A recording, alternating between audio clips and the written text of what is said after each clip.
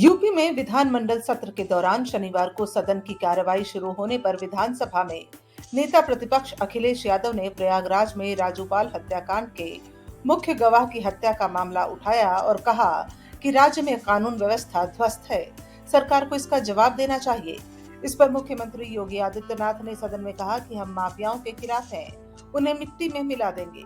उन्होंने कहा कि सपा ने ही अतीक अहमद को प्रश्रय दिया है, हम किसी भी माफिया को नहीं छोड़ेंगे। मुख्यमंत्री ने कहा कि सपा माफियाओं की पोषक है। राजूपाल हत्याकांड में अतीक अहमद दोषी हैं, उसे सपा ने विधायक बनाकर प्रश्रय दिया। अखिलेश यादव की तरफ इशारा करते हुए योगी ने कहा कि आप खुद माफियाओं का पोषण कर रहे हैं। इस पर अखिलेश यादव ने मुख्यमंत्री योगी की भाषा पर सवाल उठाए। इस पर सदन में कुछ देर के लिए हंगामा हो गया। हालांकि विधानसभा अध्यक्ष सतीश महाना के दखल के बाद सदन की कार्रवाई फिर से चलने लगी। उत्तर प्रदेश विधानसभा में मुख्यमंत्री योगी आदित्यनाथ ने प्रयागराज कांड पर पहली बार बयान दिया। केंद्र सरकार ने शुक्रवार को महाराष्ट्र के औरंगाबाद जिले का नाम बदलकर छत्रपति संभाजी नगर कर दिया है। वहीं उस्मानाबाद का नाम धाराशिव करने की मंजूरी भी दे दी है। बता दें कि महाराष्ट्र सरकार ने पहले ही इसका ऐलान कर दिया था।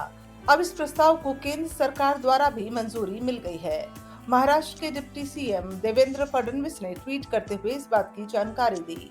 इस पर मनसे नेता राज ठाकरे ने ट्वीट कर केंद्र सरकार के प्रति आभार जताया। उन्होंने मराठी में किए गए ट्वीट में कहा, औरंगाबाद का छत्रपति संभाजी नगर और उस्मानाबाद का धाराशिव किए जाने के महाराष्ट्र सरकार के प्रस्ताव को स्वीकृति देने के लिए भारत सरकार का हृदय से धन्यवाद। इससे पहले महाराष्ट्र के उप मुख्यमंत्री देवेंद्र फडणवीस ने ट्विटर पर यह खबर साझा की। औरंगाबाद का नाम मुगल शासक औरंगजेब पर, जबकि उस्मानाबाद का नाम हैदराबाद रियासत के 20वीं सदी के शासक के नाम पर रखा गया था। छत्रपति शिवाजी महाराज के सबसे बड़े बेटे छत्रपति संभाजी उनके पिता की ओर से स्थापित मराठा साम्राज्य के दूसरे शासक थे। कांग्रेस के 85वें राष्ट्रीय अधिवेशन के दूसरे दिन शनिवार को पूर्व प्रमुख सोनिया गांधी ने संबोधित किया। इस दौरान सोनिया गांधी ने केंद्र सरकार पर निशाना साधते हुए कई बातें कही। सोनिया गांधी ने कहा कि केंद्र सरकार और आरएसएस ने स्वायत्त एजेंसियों पर कब्जा कर लिया है। सोनिया गांधी ने इस दौरान प्रधानमंत्री नरेंद्र मोदी पर निशाना साधते हुए कहा कि वह दोस्तों के लिए देश चला रहे हैं। अधिवेशन में शामिल प्रतिनिधियों द्वारा राजनीतिक, आर्थिक और अंतर्राष्ट्रीय मामलों के प्रस्तावों पर विचार विमर्श किया जाएगा। सत्र के दौरान सोनिया के लिए एक धन्यवाद बयान भी पढ़ा गया। छत्तीसगढ़ के रायपुर में कांग्रेस के अधिवेशन में कांग्रेस सांसद सोनिया गांधी ने शनिवार को राजनीति से संन्यास लेने की ओर भी इशारा किया। उन्होंने कहा कि मनमोहन सिंह के समक्ष नेतृत्व के साथ 2004 और 2009 में हमारी जीत ने मुझे व्यक्तिगत संतुष्टि दी, लेकिन मुझे सबसे ज्यादा खुशी इस बात की है कि मेरी पारी भारत जोड़ो यात्रा के साथ समाप्त हो सकती है, जो कांग्रेस के लिए एक महत्वपूर्ण मोड़ था। उन्होंने कहा कि यह कांग्रेस और पूरे देश के लिए एक चुनौतीपूर्ण समय है। केंद्रीय गृह मंत्री अमित शाह ने शनिवार को बिहार के पश्चिम चंपारण के बेतिया में आयोजित रैली में कहा कि बिहार में कानून व्यवस्था फेल हो चुकी है। नीतीश कुमार ने बिहार का बंटाधार कर दिया है। नकली शराब से लोग मर रहे हैं, मगर हर 3 साल में नीतीश कुमार को पीएम बनने का सपना आता है। नीतीश बाबू आयाराम गयाराम में लगे रहते हैं, जंगल राज वालों के साथ बैठे हैं। नीतीश कुमार के लिए भाजपा के दरवाजे अब बंद हैं। अमित शाह ने नीतीश कुमार पर निशाना साधते हुए कहा कि अपराध फिर से चरम पर जा रहा है। हत्या, अपहरण, डकैती के मामले रोज आ रहे हैं।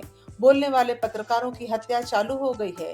पीएफआई जैसे संगठन बिहार में अपनी पैठ बना रहे हैं, मगर नीतीश बाबू चुप थे। मोदी जी ने पीएफआई पर बैन लगाकर पूरे देश को सुरक्षित करने का काम किया है। अमित शाह यहीं तक नहीं रुके। उन्होंने कहा कि नीतीश बाबू आप प्रधानमंत्री बनने के लिए विकासवादी से अवसरवादी बने, कांग्रेस और आरजेडी के शरण में गए। नीतीश बाबू की प्रधानमंत्री बनने की महत्वाकांक्षा ने बिहार का बंटाधार कर दिया है।